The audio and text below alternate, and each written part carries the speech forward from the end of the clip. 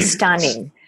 1,000 people registered. I don't know that we've, other than Union Skills, which is a multiplicity of workshops, I don't even think we've had 1,000 people register for a day-long conference of Union Skills. We have 22,000 MTA members in conversation with each other on Facebook. I just saw probably half of you, and 30 minutes ago. We have been having weekly, twice a week caucuses and large meetings with presidents and members. I don't think the MTA has ever had this much FaceTime with you all before the pandemic. And what this really says is you are all in with your union because you see your union is the way to create now the schools that our communities demand, that are based on health, safety, and emotional wellness. It's a highly anxious moment, but at the same time, it's an incredibly exciting moment because of the possibilities. And I just want to say, you all don't know what went on behind the scenes with our Environmental Health and Safety Committee to get us to the point that we are with this group. But they usually meet monthly. And before the pandemic, or around the time of the pandemic, they were meeting monthly, with Mike Cerisi, our staff consultant, who has a lot of expertise in environmental health and safety, with Mascosh. And then they quickly went, as they realized the level of work that had to be done, the level of study, consulting, they went to meeting every week until they could produce this incredible document. And then they went to meeting twice a week when we were at the point where this document needed to be published. And if you don't have the document, or if you don't know about the document yet, they put together a comprehensive multi-page report, but not a report that sits on a shelf, like a user's guide of what it is you have to be asking and insisting on to make sure that our buildings are safe to return. And then they took that guide and they turned it into a bargaining checklist to help you all kind of walk through your negotiations to make sure that you are getting all of these environmental health and safety demands met. So I want you to use your reaction button or make a real round of applause for the Environmental Health and Safety Committee. We wouldn't be here at this point with this information without them.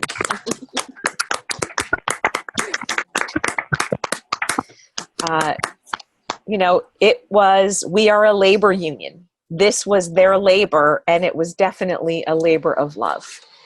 So here we are. We are all in. Every time the commissioner and the governor releases a document about reopening schools, it sends the entire state into a panic, not just educators, but families and students.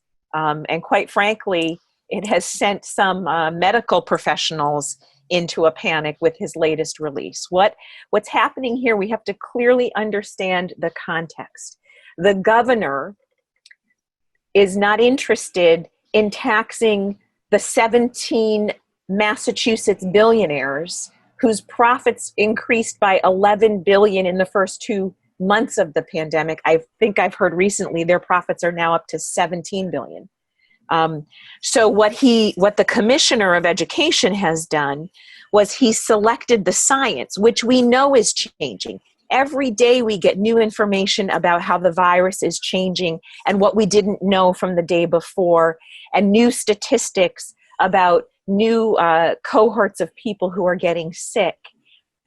So he's selecting the science, the commissioner, to comply with a plan, to create a plan that complies with the state budget, when really our job is to demand a state budget that complies with a health and safety framework to reopen schools.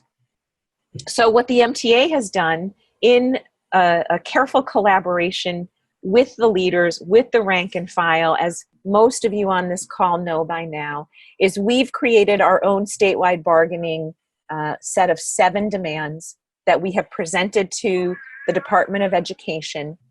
We've announced our statewide plan for our campaign plan, and we are taking our formal conversations with the commissioner as we are treating them as they are formal negotiations. And as we are at the table with the commissioner, many of you all have started to submit our plans to your own rank and file for endorsement, and then to your own superintendents and school committees. We need to build pressure from all directions. We need local pressure by the rank and file in coordination with families to be put on your superintendents, your school committees, your city councilors, your mayors, your town councilors. We need to have them turn their sights to the commissioner and the governor, and we all have to march and direct our demands towards the commissioner and the governor and the state legislators, quite frankly, so that we can resume school, so that we can win the budget that Max is going to talk about, so that we can win the budget that is necessary to reopen school safety. And let's just think about that word reopening. What we really need to start saying is resuming learning or restarting learning, because it is becoming more clear than ever. There is no way to bring 100% of our students back to the buildings all at once without putting an entire community's health in jeopardy and without risking a surge in the virus. So really what we're looking at is a hybrid restart of school, or a restart of school in a full return model. And what we're seeing is there are 2 really strong sets of ideas amongst our members. Some feel very strongly that we have to start remote, and some feel very strongly that we have to start full with a hybrid model. One way or another, we will get probably to a decision as a state. I think that's more consensus. But in the meantime, if there is going to be some kind of hybrid model, it has to be grounded in an environmental health and safety framework. So what the MTA is offering you is this framework, and that's why you're here tonight. We can't actually build this framework and win these demands in school without proper funding. So I'm going to turn it over to our Vice President, Max Page, to talk about the second part of the campaign and how we're going to get funding. And then Max will turn it over to Mike Fadel, our Director of Affiliate Services, and he's going to talk to you about field actions. So welcome everybody and enjoy the evening. Great. Thanks, Mary. Good evening, everyone. This is really incredible. 1,000 members are on, and that's a sign of the anxiety out there. It's also a sign of people looking to their union and the solidarity with one another to win what we want, which is a safe and just restart of public schools and colleges. So there are 3 legs to this summer's work, and Mary just talked about the first one, this big one of K-12 statewide and local fights around restarting school. And I'm just going to talk very, very briefly now about the 2 others, which is the higher ed statewide and local fights for that safe and just restart. And then finally, the statewide fight for funding and progressive revenues that will help us achieve that restart of public education this fall. So very quickly, higher ed, there are many higher ed members on here. I'm sure there's lots more K-12 members as well. Higher ed, in some ways, was the canary in the coal mine. The first furloughs and layoffs took place there. And just to be clear, whenever there's a downturn, economic downturn, higher ed tends to get hit even worse and then has a long, long time to recover. And you all know what that has meant. That has meant greater exploitation of our adjunct faculty and staff, cuts in full-time faculty. It has meant dramatic increases in tuition and fees, which means huge increases in student debt on yourselves as educators and your children and on your students who graduate from public K-12 schools. So we have got to prevent that.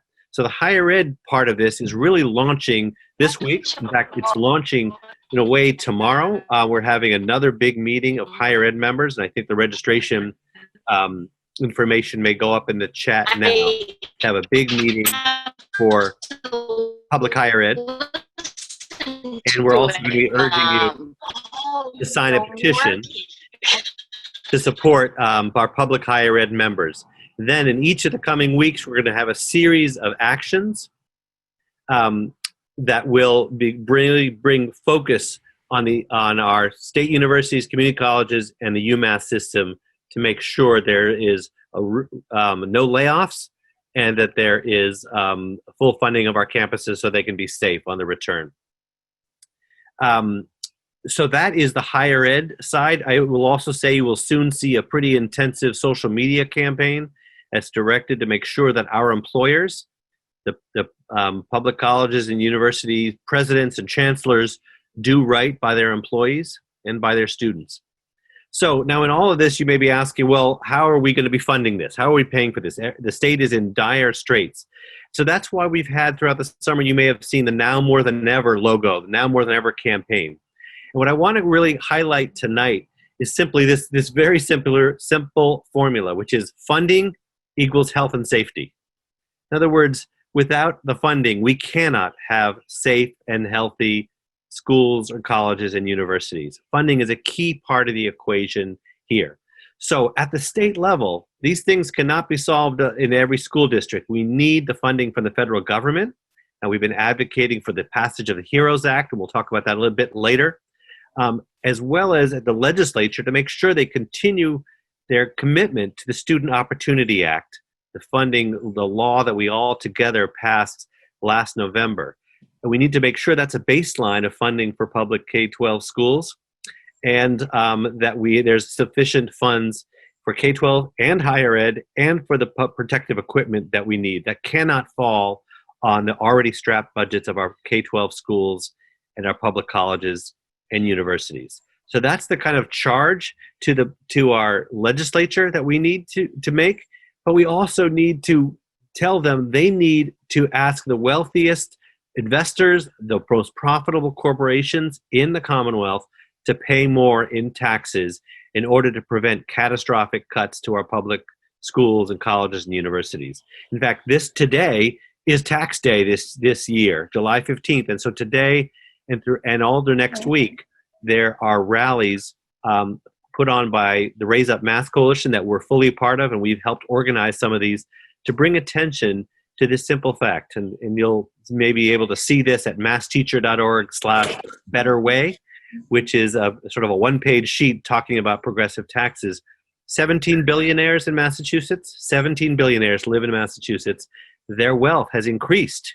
Their total wealth has increased by $17 billion over the past 4 months. This is the best of times for them, even if it's the worst of times for the rest of society. They need to contribute more so that we have safe public schools, colleges, and universities.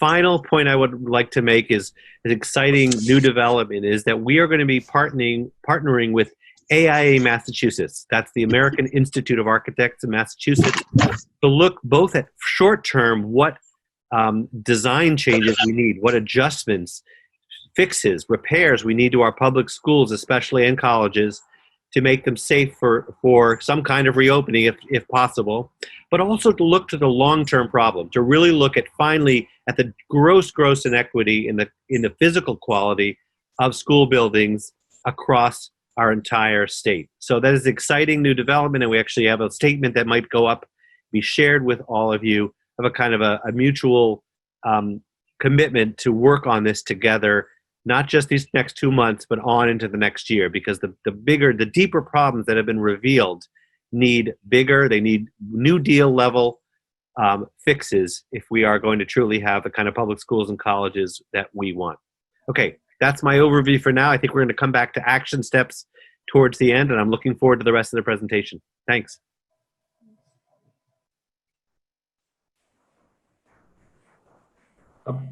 Thanks, Max. This is Mike Fadel, and I'm just going to keep this very short and say, in terms of the action plan, it's already been largely laid out by Mary and Max. For higher ed, certainly connect to the Action Network, sign the petition that's going to the Board of Higher Ed. If you're in pre-K through 12, make sure that your local is presenting the MTA proposals to DESE to your local district as well. And the last action item is Get involved. Make sure that your local has a health and safety committee. If it doesn't have one, and there will be more information on this in tonight's presentation, make sure that you're taking steps to establish one. There's lots more happening in the field, local by local.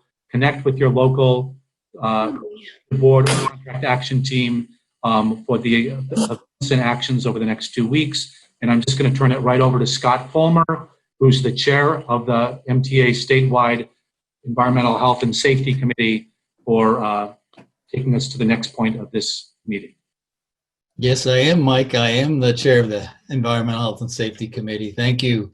And thanks to Mary and Max for getting us started. And we'll get right to the action. And I'm here to get that going. But I, of course, have to say thank you to everybody for being here, and especially to the MTA leadership.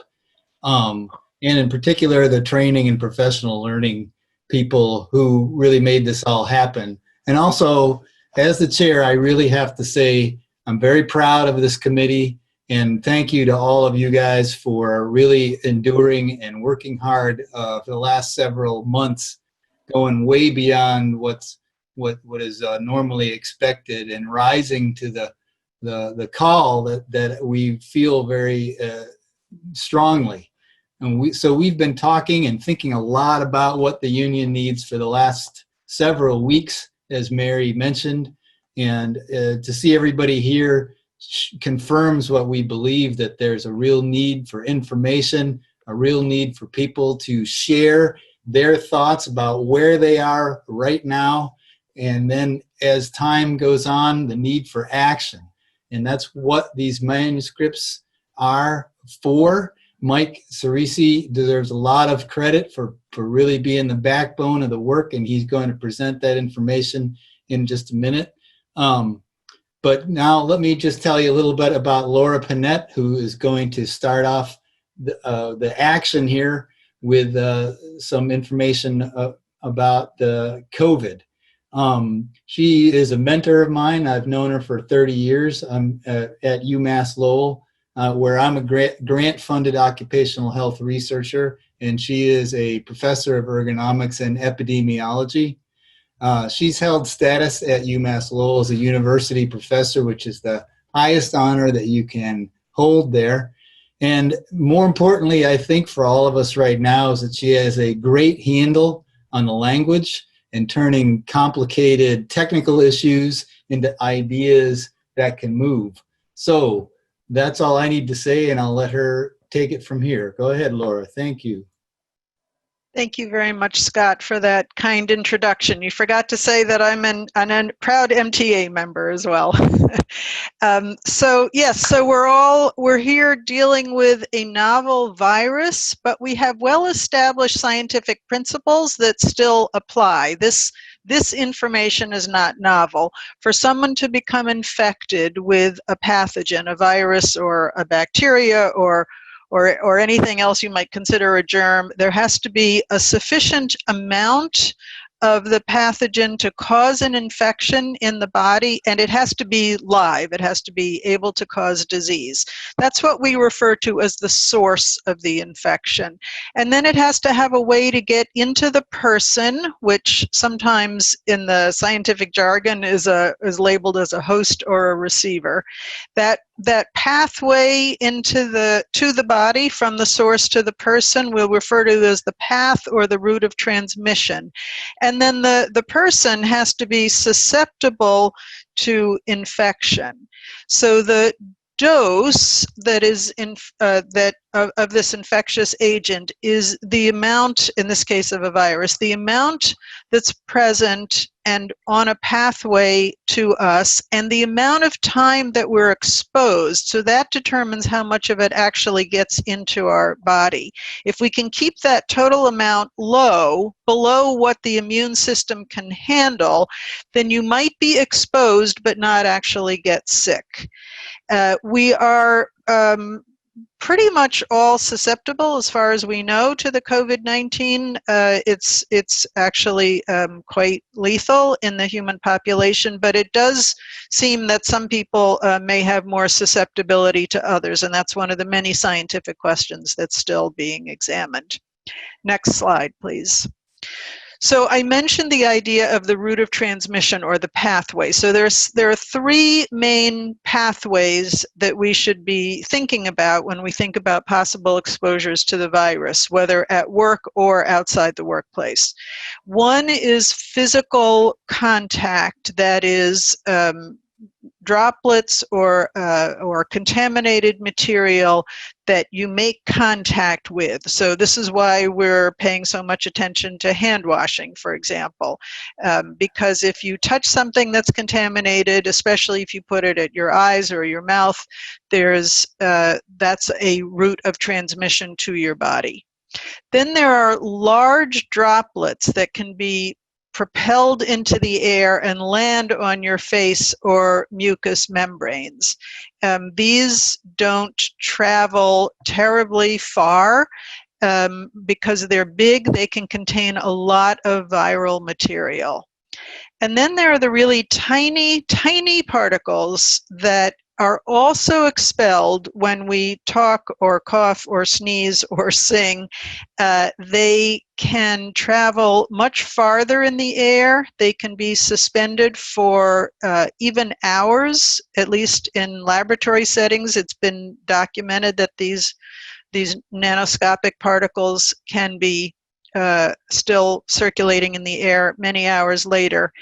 And they can be inhaled, therefore, even if you're quite far from the person who produced them. So next slide.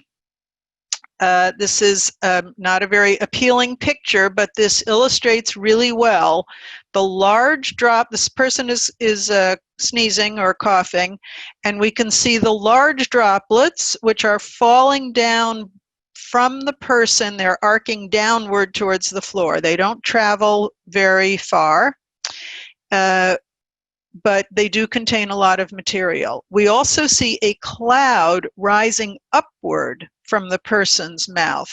These are the very, very tiny particles which disperse and can remain in the air. Droplets are produced, both droplets and the very fine particles are produced in all sorts of normal activities like speaking and coughing.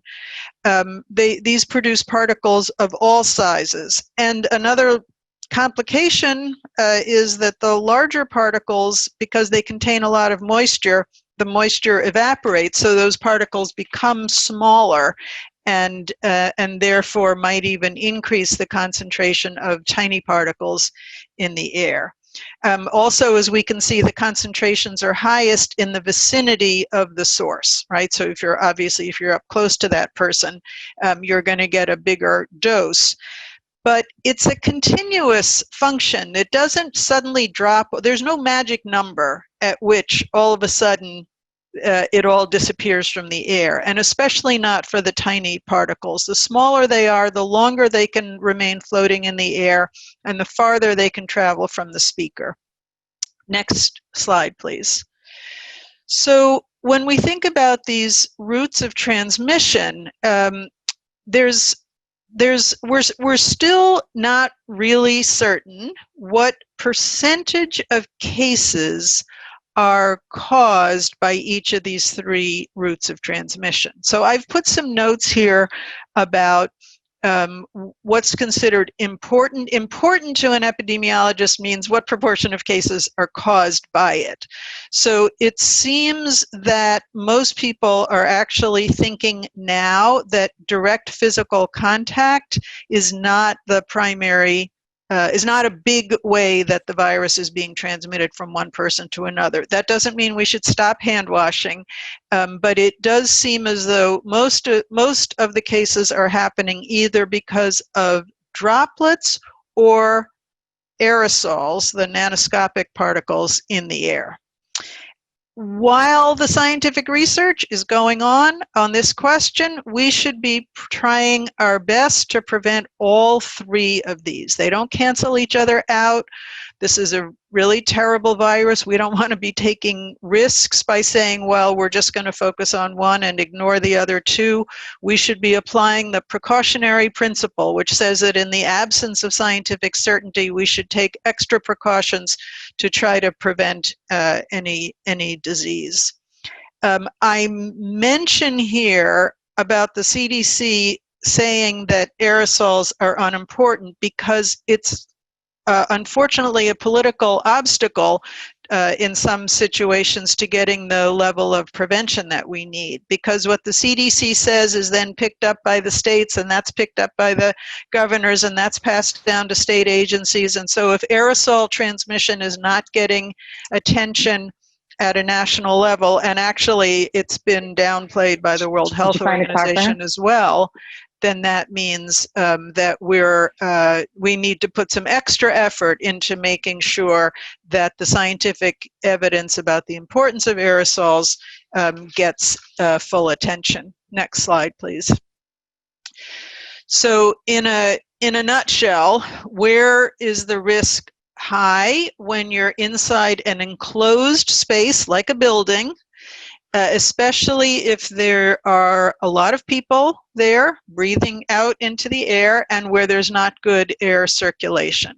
So that's why we're seeing people gathering outside, still with distance between them, but gathering outside, because you have inherently a lot of what we call dilution ventilation. You have a lot of air, so whatever people exhale gets spread around very quickly, disseminates, and the possibility of any one person getting a large dose into their lungs is lower. Of course, in a contained building, without dilution, without a lot of fresh air coming in, the concentration of virus in the space could build up over time. Again, the issue is the amount that's there and also the time exposed. If you spend 20 minutes shopping in the grocery store, you're going to inhale a lot less from whoever's exhaling virus in that space than if you spend 8 hours working there. So this is, of course, the issue that we're concerned about in our school buildings is how much is being exhaled and how much is in circulation over time. Next slide, please. So one of the classic ways that industrial hygienists, that occupational health specialists think about preventing exposure is with this concept of the source and then the pathway and the receiver. And if you think about what most of the recommendations are that we're being given, they are focusing on the right-hand side of this picture. We're being told to wear face masks. We're being told to wash our hands. We're being told to maintain social distancing, right? So the face masks protect against droplets. They don't protect against the nanoscopic particles that become airborne. Those are so small that most of them go right through the cloth masks. The cloth masks protect other people from you. If you have the virus and you cough or sneeze, that cloth will stop the big droplets from going through. Social distancing puts us at a distance, so it's in the pathway. It puts us at a greater distance from the source, so that's a good thing because, as we said, the farther away you are from the source, the less of it is likely to reach you. But again, that's more true of droplets than it is of the very small particles.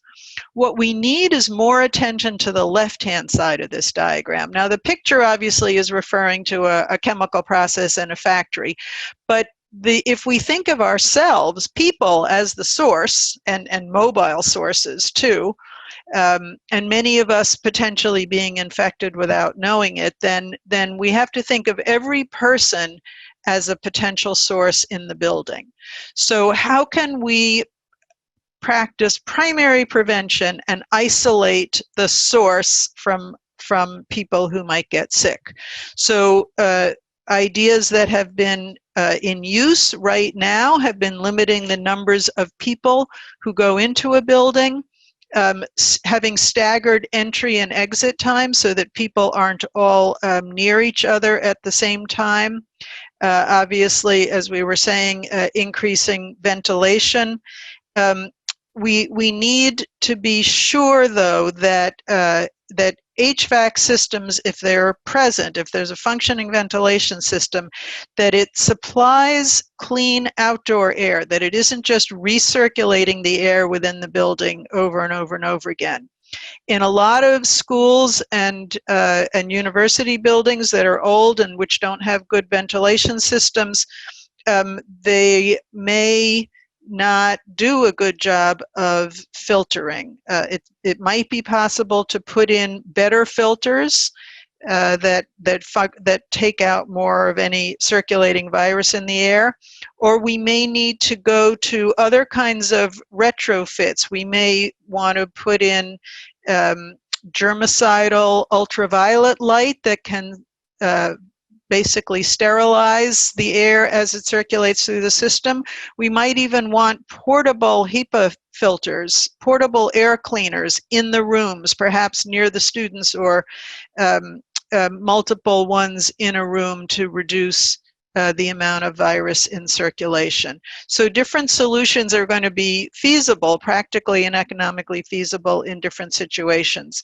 But what I really want to emphasize is that we all need to be asking for information about the ventilation in our school buildings, in our workplaces, and to ensure that that's being part of the control strategy that's planned, regardless of where you work. Next slide, please. There are a huge number of big picture issues that need our attention, and we've been finding at UMass Lowell, when we raise these issues, that the administration has a natural tendency to make a distinction between the technical issues and what they refer to as the HR issues. But the reality is that all of these concerns about personnel policy and whether people feel safe reporting symptoms to the employer, whether there's paid sick leave, whether there's whistleblower protection, if those things aren't in place, then the whole system can fall apart, no matter how well you've attended to the technical details of tracking who goes in and out of the building. We need to have enforceable guidelines, and we need to have a meaningful monitoring system that is looking for all the ways that things can go wrong, finding and catching those things in real time. And that means that all of the bargaining units have to be represented in the evaluation process, because otherwise there's no way for a centrally located administrator to know about the ways that things might be going wrong. Okay, I'm going to stop there so that we can move on to discussion. Thank you very much for your attention. So essentially, sort of the background is the Health and Safety Committee focused on how to figure out what was the interchange between collective bargaining rights and safety in schools, and basically try to use the collective bargaining rights that we have as union members to manipulate the situation so that we could have a seat at the table and have a document that could potentially be enforceable. And so under the Massachusetts General Laws, Chapter 150E, we have rights to bargain over health and safety or any terms and conditions of employment. And we considered safety a term and condition of employment. And in this case, the safety of and the health of our students is also a safety issue for us. And so the first thing that we thought we should do is to try and find out what the bottom line was in the buildings. And so we thought that members and associations individually could put in an information request, which we had a right to do. And so a tool was developed that would provide associations with questions to ask to find out what the status of the health conditions were in the buildings. The second thing that we thought was, and that it was a very comprehensive information request, going over many of the issues that we're going to go over tonight. We also thought that it would be important to organize members, and so we asked that employees or associations organize health and safety committees in every building, as well as district-wide committees. And so we felt that you needed an infrastructure in order to communicate with your members, as well as to formulate bargaining proposals. The next thing that we thought would be important would be to actually enter into bargaining. So we put together a bargaining, what we call a demand to bargain, and associations can take that document, and many of them already have, submit it to administration and say, we want to sit down at the table. And so, and go over, what's going to happen in the building. And so one of the tools, so those three tools are on the website, on the Google Drive, that you will have access to. Essentially, the presentation that we have tries to address, those issues. And so today I have with me Kevin Enos, who is the chair of the safety committee at the Franklin Education Association, and Rachel Leah Skirker, who is on the Health and Safety Committee in Attleboro. Both of those folks are members of the statewide Environmental Health and Safety Committee, and they'll be presenting with me today. Just as some background, and I want to go over it kind of quickly. Also, as you know, DESE came out with some guidance recently, and it's their initial guidance. And we saw this, although it was initial guidance, as potentially not having not addressing all the issues that should be addressed, and calling for in-person learning coming up in September. Some of the things that they didn't provide guidance on, and in fact didn't think was necessary, was monitoring of students when they come to the building. They were not proposing any testing take place in the buildings. They had no guidance on quarantining. They used 6 feet of social distancing if possible, but said 3 feet was okay. We thought that you should have 6 feet like you do in Stop and Shop. They had very little guidance on HVAC, and they did have guidance on PPE, but they expected parents to provide it for kids and students, and for people in higher education. Well, not for people in higher education, for students to be provided by their parents, and there was no provisions for teachers or other educators. Mike, I hate to interrupt you, but would you mind playing your show so start the slideshow so the screen's larger for participants? If you're able to do that up there, up top. I hate to interrupt you, but. So you want it bigger? Well, you're not playing the slideshow yet in my screen. You're not? Okay. Yeah. I'm sorry. That's okay. So I think if you start the slideshow, it'll be a little more visible. A slideshow, I don't see it. At the top? Mike, in the center at the top of your screen, it says Start Slideshow, just above the yellow box. Gotcha. Okay. It says Share Stop. Stop Share. No. Start Slideshow. I don't see that. Okay. Mike, it's right where your cursor seems to be within your PowerPoint presentation. Let me start again, okay? In the black, no, you don't. Yeah. It might just be that the shared screen from the Zoom covers up that same area when you're sharing, so you might not be able to see what we're seeing. Okay, so I'll try it again. And Mike, I'm also happy to, share it if that's easier for you, whatever you prefer. You let me know. Yeah, why don't you do it? And we'll Okay. just move along. Okay.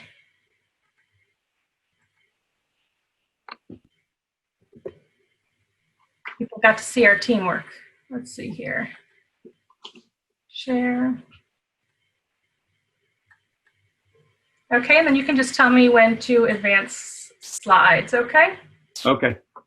So I already introduced Kevin and Rachel, and so we can go to the next slide. Okay, and basically we went through that. Okay. Okay, and so this is another extension of the introduction.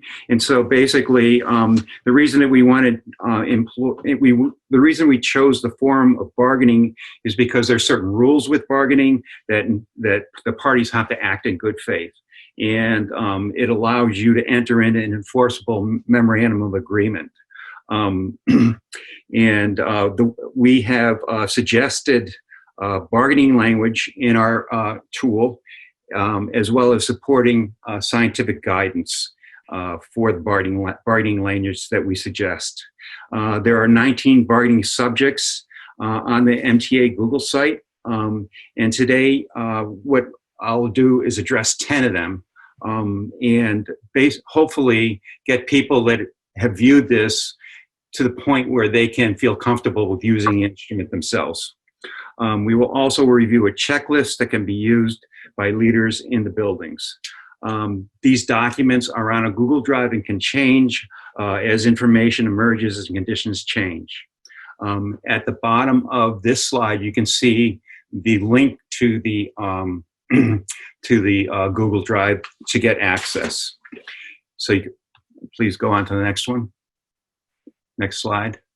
And so these are the subjects that we thought you could bargain over.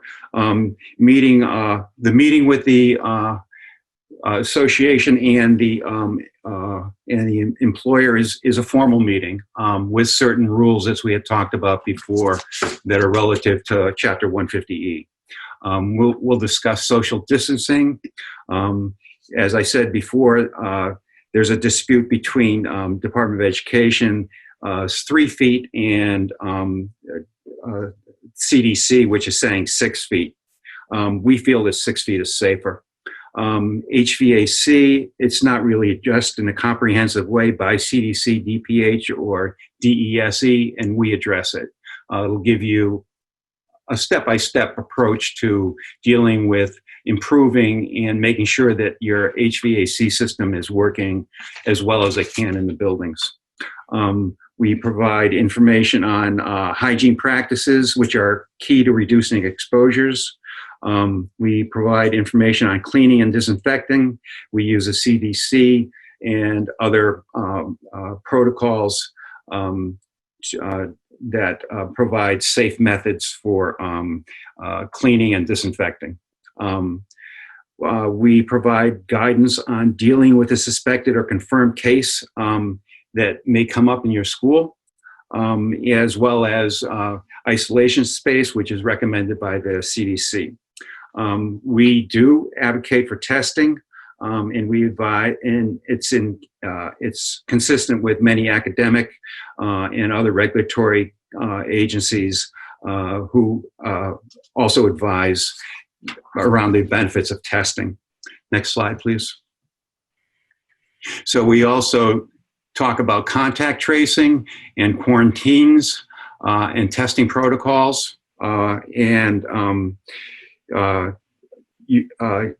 contact tracing, as you know, is also a community issue, and so DPH usually handles that. And so we also advise that you create a relationship with your local Department of Public Health. We have guidance on food handlers who work in kitchens, and that's not addressed by DESE. We provide criteria for opening and closing of buildings. We have information about PPE. And we have proposals that you can put forward on personal protective equipment. We have some guidance on anxiety and stress, and there's some good professional guidance evolving, and we've given you some examples of that and sites that you can go to, as well as transportation, including how buses are arranged and so on and so forth. So when we provide so the way it's laid out is we give you an issue, we give you some potential proposals that you can use, and then we give you sites that you can use to back up the proposals. So you can go to the next slide, please, which I believe is on personal protective equipment. Kevin, do you want to pick it up from there? Sure, Mike, I got it. Okay. This might be a review for some and an introduction for others. PPE stands for personal protection equipment. It is what we use to prevent and provide barriers between ourselves, our students, faculty members, other people that are in the buildings with us. As we've worked through this over the months, it has become pretty clear that PPE is going to be one of the standards that we need to utilize to build a protective and safe work environment. If you read through the slide, and I wish you would all take a moment just to look through it, there's a number of criteria that we're putting forward based on the intimate contact that the teachers will have with each population of students and whether the workers will have some interaction with the population of students. In this case, it's our contention that all employees will be provided with either the N95 masks or an adult face mask of some variety. We choose nitrile and vinyl gloves as the standard, one, because they're highly protective, and two, because they reduce that incident rate that we have with reaction to what was once always a latex glove provided in a public school. Face shields on request for people that may have a respiratory issue, and we know we have an enormous population of people that are coming into the buildings already predisposed to respiratory issues, so the face shield might provide another mode of protection when the masks can't be utilized. If you look through the first component here, we're looking at three populations: the standard population, a medium risk population, and I think Mike used bus drivers as an example, where the N95 masks, gloves, face masks, i.e. shields, goggles may be needed. And then the high risk populations, those are on nurses, people that are working with pull-out populations that are going to need a little bit more protection, and that'll be with the nitrile gloves, the face shields, goggles, scrub tops and bottoms, and things that we can take away after the workday is over and make sure they're utilized and cleaned by some portion of the districts. At the bottom here, there's a long explanation about the different types of PPE that we are deciding what we should utilize.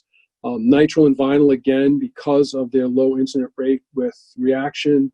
The mask should always be provided for adults and students. I've noticed in the chat, lots of people are asking about, what population of people are going to be required to wear masks. And I think through all of our discussions, anything above the second grade, I would imagine, we're going to hope that these students can get through preponderance of the day with the masks in place. And certainly above the middle school and into the high school level, the mask should be part of the daily activity point with the students when they come to class.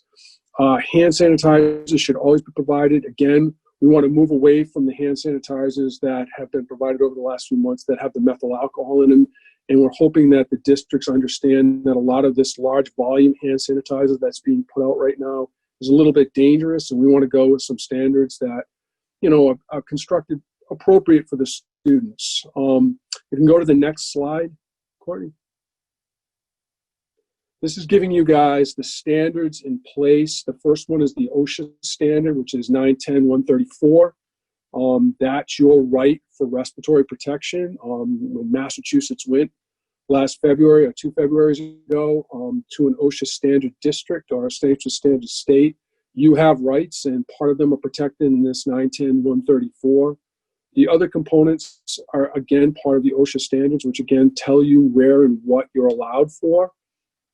Again, I can see the questions coming up, and I can understand that the PPE may be in back order.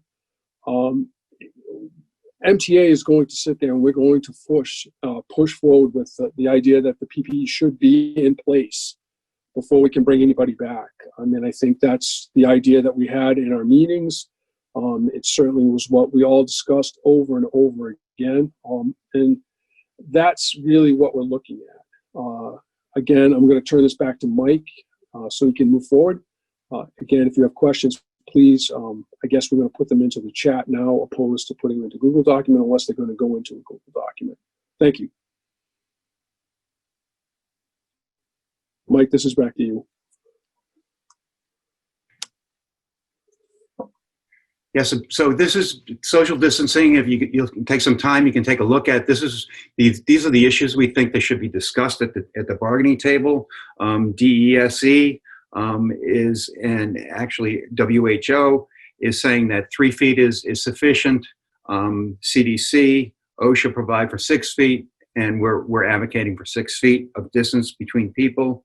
And we also provide language on canceling large gatherings, reduce the number of students in hallways, stagger arrival and dismissals, reduce the congestion in offices. Some districts like Lexington is dividing students into cohorts. They will combine in-person and remote learning, which will reduce the number of people in buildings and create space. They are also providing tents for additional space. And also we have provisions in there that students with special needs and those students with immune compromised or employees with immune compromised situations should be able to work remotely at their request. So the next slide, please. And those are basically the sites that you can use to support the proposal. Next slide, please. And I'm going to try and move this along so that people don't have to stay too long. Okay, so these are the protocols for suspected or confirmed COVID-19 infection at a school.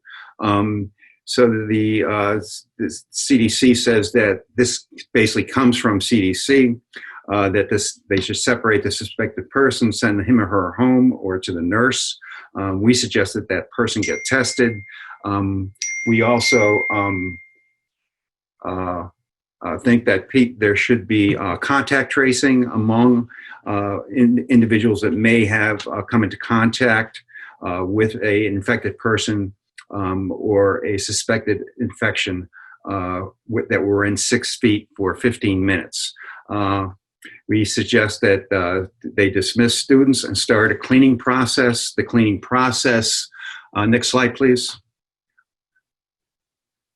CDC suggests that the employer wait 24 hours and then start cleaning the area, that they increase ventilation, they provide PPE and training on PPE for the cleaners that are using disinfectants, which are essentially pesticides. And we also propose that the employer stay in touch with the association as well as with the community.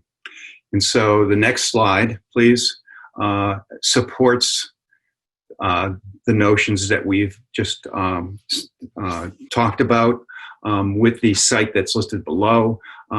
In that site, it also talks about continuing to distribute food and social medical services to students while the buildings are closed for cleaning. Next slide, please. And so the next slide is about testing. And so we recommend that those exposed to a symptomatic individual get tested at no cost to the employee, that people with symptoms should be tested or quarantined, that positive students and staff should stay out and after 2 weeks, stay out for 10 days, and after 2 weeks, or stay out for the 10-day period of time, and then get tested twice to see if they still have the disease after 10 days. Okay, next slide, please.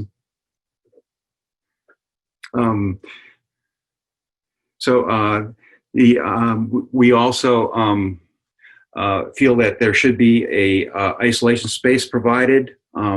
It's probably a good idea to have an additional triage section connected to the isolation space so that students or employees who come to the nurse after they're either suspected or a confirmed infection be able to go to the isolation space, and they get triaged there. If someone is coming in because they tripped and fell, then they could go to a different space in the nurse's office. PPE should be provided to nurses, and it's fairly extensive. Gloves, gowns, masks, face shields. Also, there's coverings that should be provided for like jumpsuits and so on and so forth, disposable clothes that nurses can use if they're with a suspected person. And we also suggest that the isolation space be kept under negative pressure, and that appropriate filtration be provided, as well as appropriate HVAC, fresh air. So you can go to the next slide. So the next topic that we talk about is cleaning and disinfecting. And so we suggest that they follow CDC guidance. By the way, DESC has provided no guidance on this, that they keep a cleaning log, that they get to frequently touched surfaces, that they that when they do have to disinfect, they disinfect safely, that they follow the directions on the label, including dwell times, that they also provide disposable wipes for keyboards, remote controls, and things like that. So we try to get to the details of what would really take place, what protocols would be followed in a cleaning and disinfecting process. You can go to the next slide, please. We talk about them washing porous materials in the washing machine if possible, and on playgrounds, we ask that they don't over disinfect. We ask that they accommodate for immune compromised individuals and keep cleaners safe. We also suggest that they use they purchase green cleaners. So you can go to the next slide, please. And the next slide essentially will give you the long version of what I was just talking about. And those are 3 different sites that also support those proposals.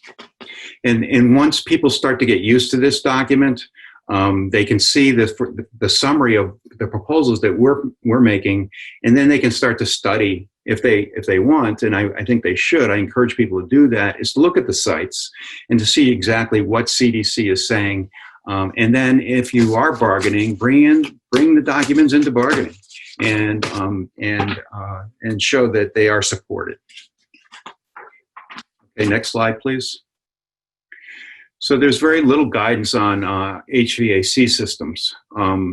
Generally, what DESE is saying is that they should be inspected. And so we're saying that if they do get inspected, that they get inspected by a certified HVAC specialist, and that you should have access to the inspection and the results of the inspection. And so we're asking that when you sit down, you can, in order to increase communications, get a person who is assigned to be the contact in each building. We asked that all windows open and close properly, which is a problem in many schools. And then we have some protocols for HVAC systems that they run an hour before the occupants arrive, that the fans run continuously while the building is occupied, that the thermostats work, that they keep the supply grills and return grills open, that they set the outdoor air intakes and controls at a maximum level so that you're bringing in as much fresh air as possible. So then you can go to the next slide if you'd like.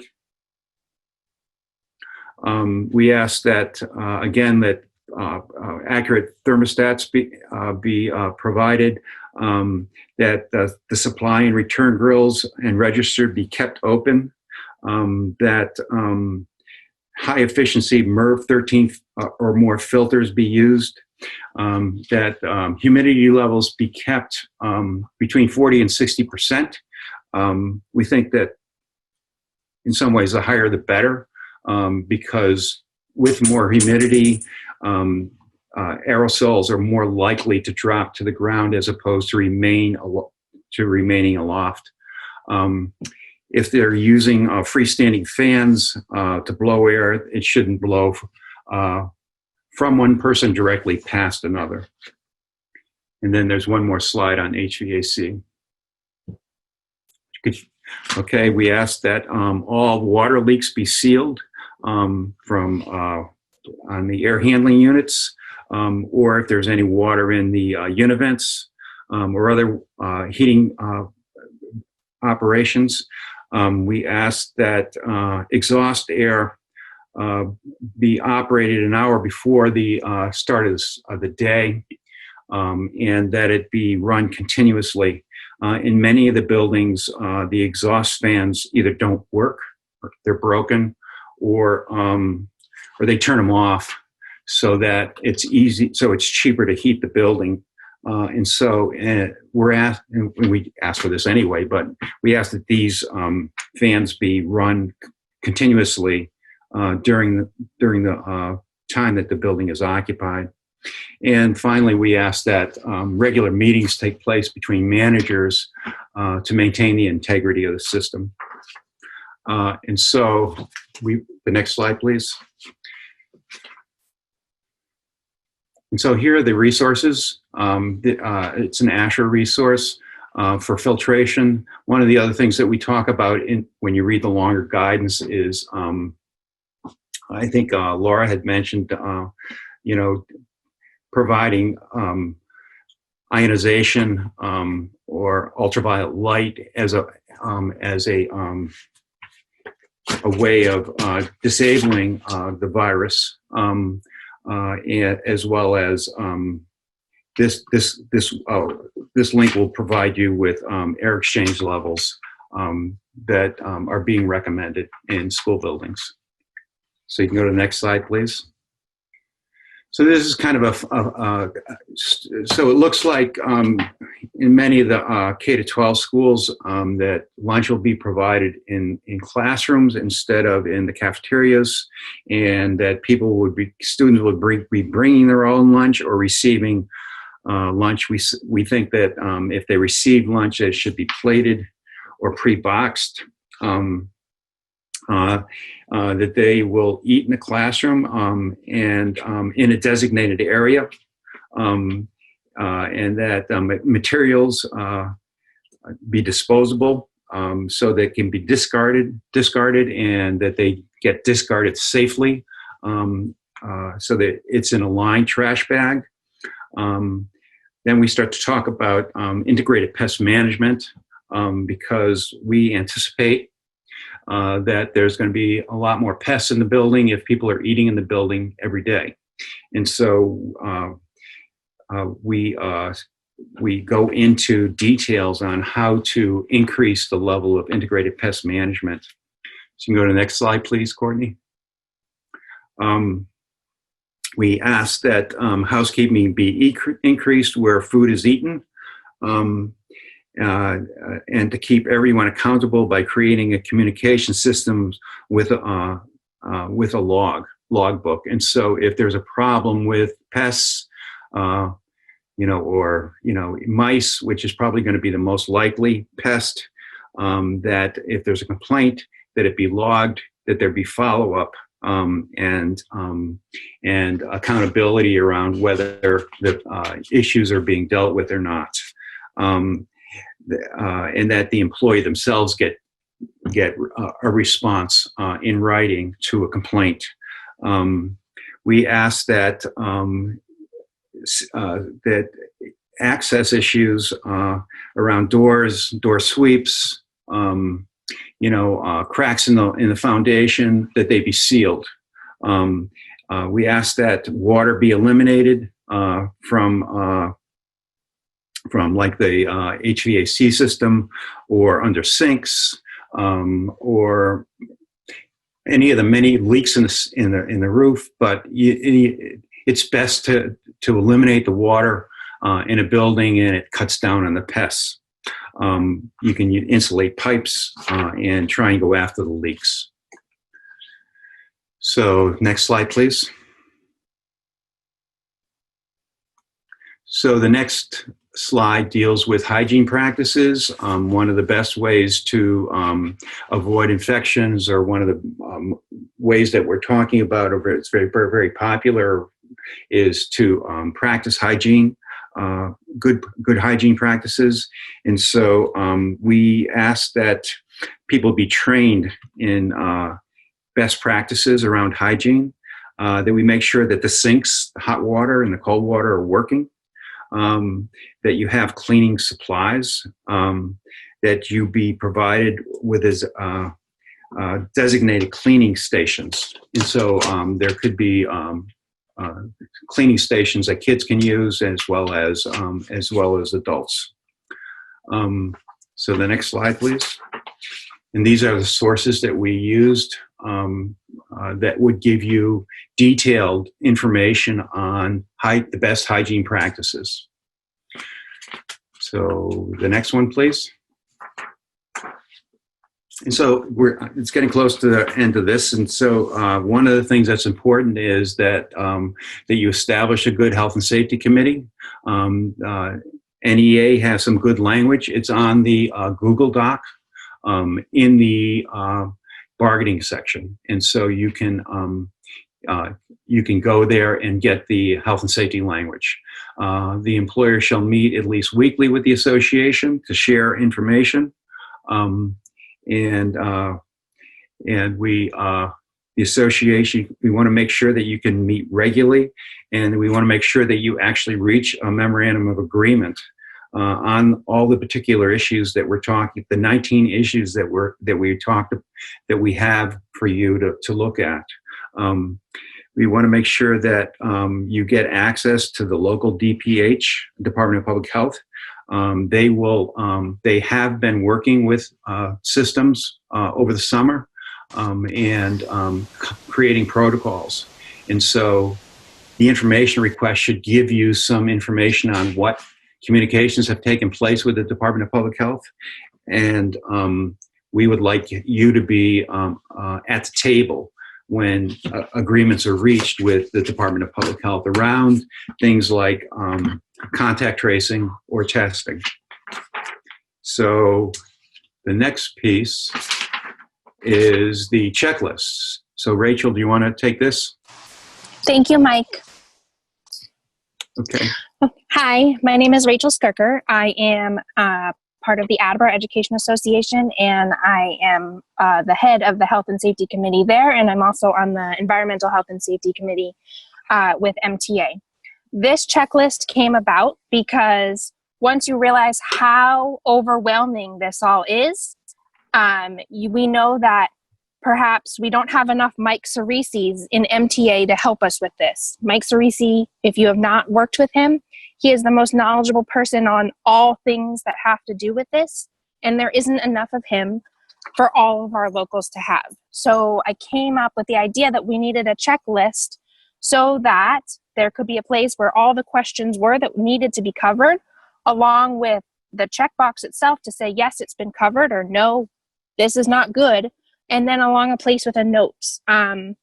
So I created this out of the documents that the Health and Safety Committee had already come up with, so that this way, when you're going through all of your school's plans, and that includes not just, when we think about it, you think about every single school in your district probably has a plan, so you have to go through this document for every single school to make sure everything is in place. So that's how this came about. So the first part is just preparation. You need an environmental health and safety committee in place. You need to bargain. You need to make sure there's one member per building designated as a point person. That is the most important portion of this. I, as a high school teacher, do not know what happens at the elementary school. So, and I can't help figure out what's going to happen there and if it would work, things like that. Can we go to the next slide, please? Then after the preparation, it's information gathering. Obviously, one of the most important things here is the ventilation. Coming from a school system where I know ventilation is a huge problem personally, I'm thinking that it was a problem for the rest of the schools in the state as well. So we are emphasizing that the systems are checked by an HVAC professional. That does not mean anyone in the district. That means an outside company. And yes, that means it's going to cost your district money to figure that out. But this is the only way that we can be safe. The next part is cleaning, making sure that you're using EPA disinfectants and just the following CDC guidelines. And how often will things happen? Is the district going to provide sanitizing station? Is the district going to provide all the things that we need? It's really important that if the district isn't, that you do not accept the plan. That's why we have all of these questions here. Next slide, please. Daily operations. So this portion, I actually got a lot of help from. I put it out to my friends on Facebook who are teachers. So some of you who are on this call helped put this in place because, again, as a high school teacher, what do I know about different portions? Even just as a high school science teacher, I do not know what happens in an art room or in a gym just as well. So I needed other help. So I got help from colleagues with this. Also, you'll see that on here, transportation is discussed. DESE has not, as far as I know, has not dropped their transportation guidelines, which is stalling some of our superintendents from doing anything with it, but it is on here. And I tried to go through even starting with daycare, because I know that in my school, we have a daycare for the teachers. So that's where we needed to start so that we covered that if your schools have it too. My school even has a preschool, and then we have preschools in a different part of the school district as well. So tried to put every single level on here as possible. Can you please go to the next slide? So we didn't put the whole entire thing on here, but it does go through like specific grade level concerns that may happen. And then it also goes through like the idea that every single, grade or subject would have specific concerns that would go through all of them, such as sharing of materials, sharing of Chromebooks. As teachers, we all know we spend our summers looking for the best deals to buy crayons and pencils. Well, how is that going to work if each kid is supposed to have their own? So then we go on to with exposure and how that will work, as Mike has already gone over. But again, this is a place to put your notes and check mark that you have these things in place. And last slide, please. And then implementation and response. So this is really important. Were all questions answered during information gathering? If no, please do not sign anything that puts your plan into place. What CDC transmission category does the community fall into? CDC has different standards based on where we are. They also say that right now, the safest thing to do is remote learning. Medium risk is hybrid, and highest risk is everyone back. And then also, we knew that given that we started this in May, that things would change. So that's why we put the question in, what are the current recommendations for schools from the CDC? It might be, from what they looked like in May and what they look like now, they look different. They're formatted different. There's lots of different things that was added in. But I also put in, will the district be able to meet the safety of all employees and students? So that this is covering everyone, from those who might be able to return to school along with those who can't. There is questions in there about what about students and staff who are vulnerable and can't return to school, and protecting them as well, along with what are the current recommendations given about schools from the state, which we know is not enough. So please follow the CDC guidelines. I will hand this back over to Mike. Thank you. Okay. All right. Let me say that. Thank you. So, this is, I think, the last slide. the last two slides about next steps. And I just want to say, before I go too far, is these slides were in this bargaining process was essentially K-12 that Dr. Rafael More Areso, who was on our Health and Safety Committee, we're thankful that he's there, and he is putting together the same kind of guidance for higher education. And so that is already posted on the Google site.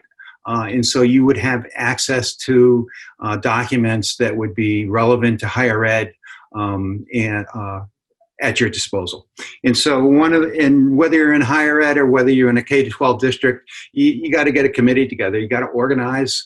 You got to get your members involved.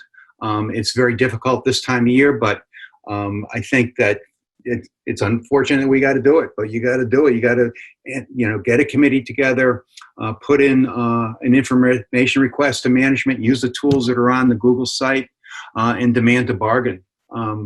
Get in touch with the local Board of Health, in your district, and familiarize yourself with the subject. Use the MTA tools, and look at the associated websites. They will really start to educate you all. So a lot of times, if you have a committee together, you could have somebody look at the HVAC thing. You have somebody look at the cleaning. Somebody else could be looking at sanitizing. So you can help try and divide it up as much as possible. So could you go to the next slide, please?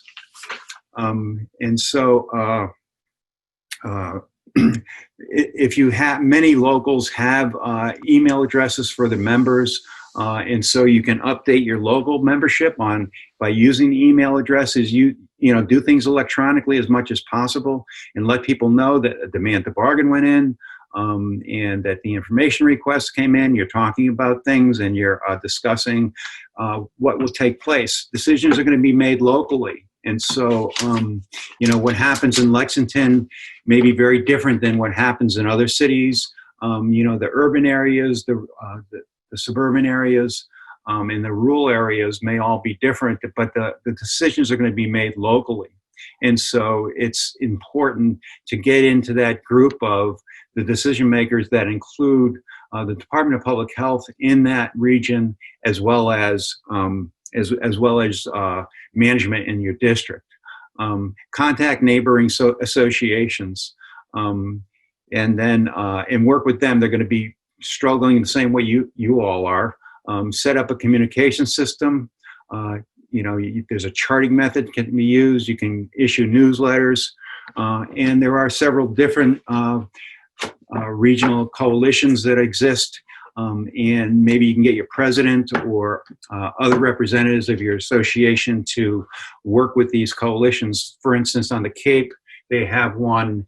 And I don't know exactly how many districts are involved, but they're doing bargaining together around these issues, and so they're doing community bargaining, regional bargaining, and so there are different approaches that can be taken and different strategies that can be developed so that you can get the best, in the safest, situation in your buildings for yourselves and your students. So thank you very much.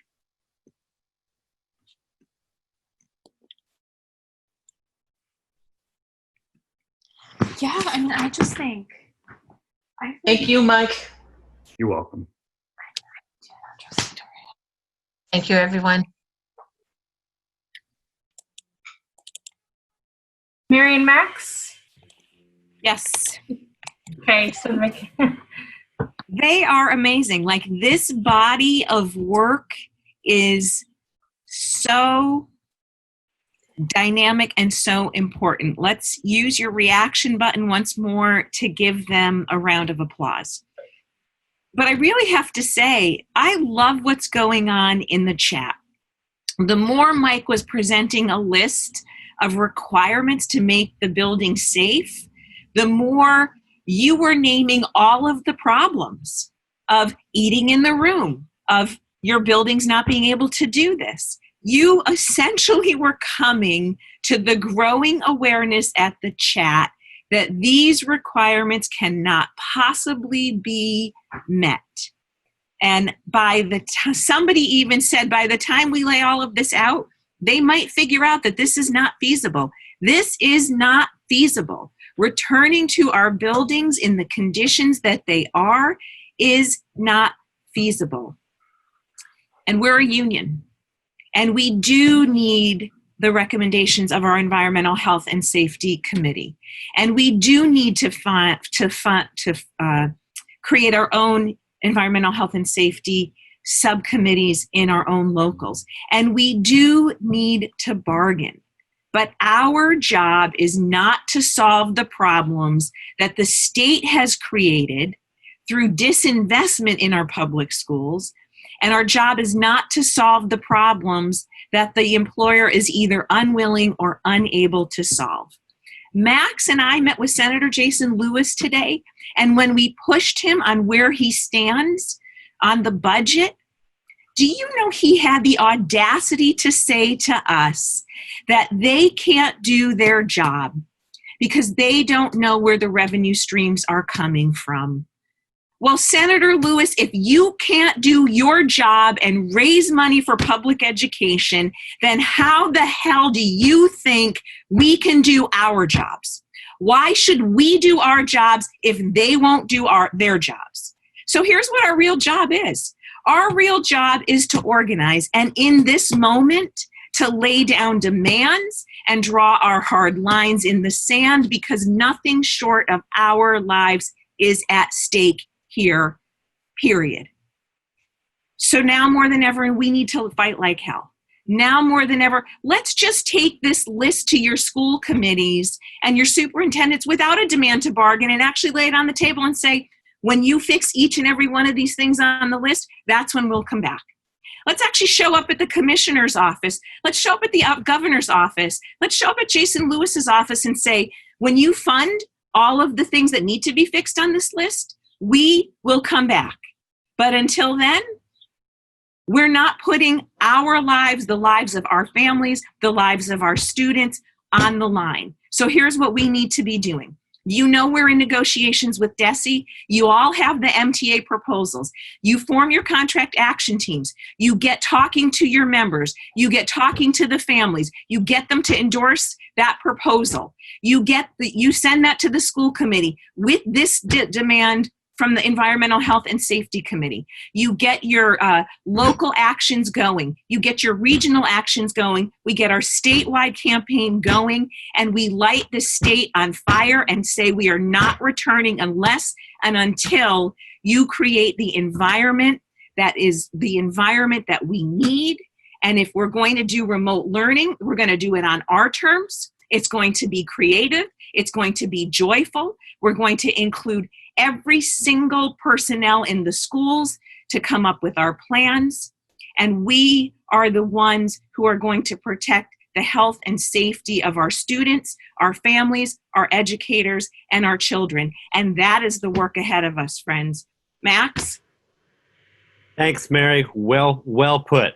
I just wanted to underscore that because I think there might have been a sense out there that when we were going through all these checklists, that was saying, yeah, MTA is totally behind returning to school. Not at all the case. Or exactly as you said, Mary, this is what needs to happen to return to the school buildings.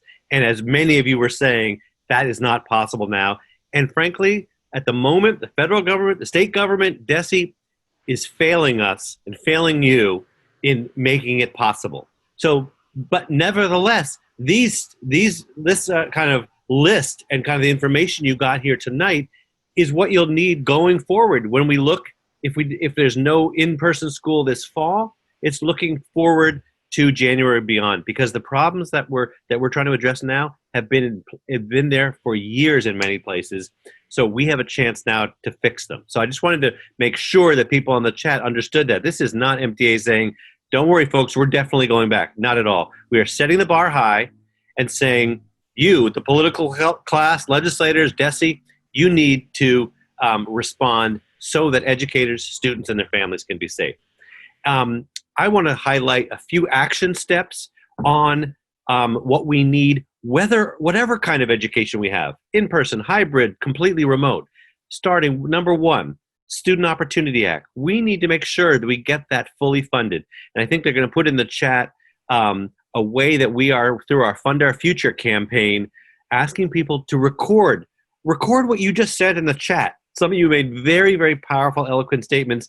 Take a minute or two to record a video, because as I've said, and Mary has said many times, and we should hold on to this incredibly valuable commodity, which is that your voices, your words on public education are by far the most valuable words and opinions out there. So record yourself at this link, at the Soapbox link, and then we will share that with legislators, with DESE and the like, in order to make sure we get the funding we need, again, whether we're remote, in-person, hybrid, whatever it is. Secondly, I just want to remind you, for higher ed members, there is a higher ed meeting tomorrow night, a big town hall, to really launch this campaign for public higher education, to roll back the layoffs, to have a safe return, because some campuses are planning on reopening to some degree. There's also a petition that everyone can sign. I hope will sign, K-12 and higher ed, to support our higher education members. And then third point, and I talked earlier about taxes, pointing you towards massteacher.org/betterway.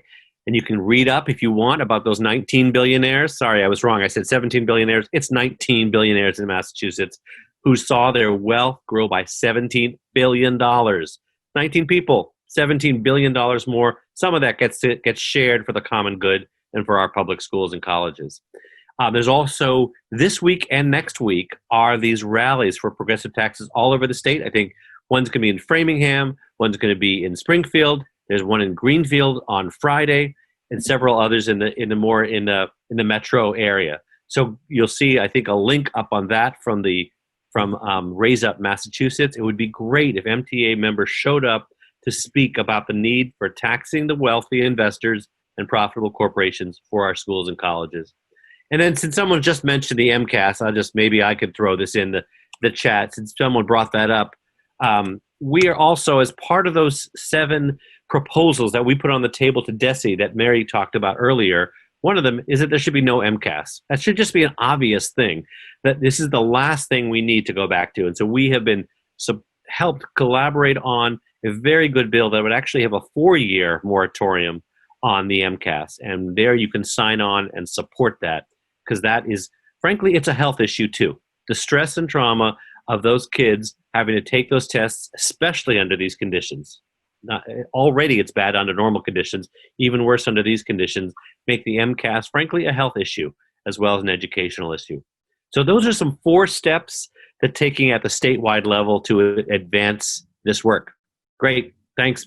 And I think, I'm not sure who I'm passing it on to next, Mary, but we may be headed towards you giving a little wrap up. Yeah, I don't have anything left to say.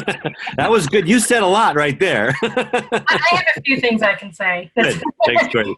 So first of all, I just want to thank you all for coming. We really appreciated all the information in the chats and your patience with some of our technology snafus. So we will be emailing you all of the resources. You should have received an email today that gave you a link to that Google folder that has these PowerPoints, the checklists, all of that information in there. But in the follow-up email, we'll make sure we go through this chat and grab all the great resources and the action links and get those to you tomorrow. So thank you very much for participating, and have a good evening. Thank Goodbye, you. everybody. Bye. Thank you. You guys rock. I love you and thank you. Thank you for everything.